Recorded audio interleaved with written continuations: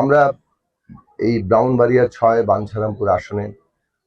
গণসংহতি আন্দোলনের পক্ষ থেকে মাথাল মার্কে আমরা নির্বাচন করছি। বাংলাদেশ জাতীয়তাবাদী দল বিএনপি সহ যুগপৎ আন্দোলনের যে দলগুলো তারা আমাদের সমর্থন জানিয়েছেন, সেই দিক থেকে এটা আমরা আন্দোলনের প্রার্থী হিসেবে এখানে আছি এবং বিএনপি গণসংহতি আন্দোলন সহ যুগপৎ প্রার্থীরা আমরা আশা করি সারা দেশেই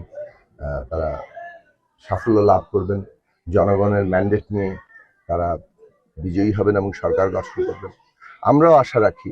যে বাঞ্ছারামপুর ৬-এ যুগপৎ জোটের প্রার্থী হিসেবে মাথাল মার্কাকে জনগণ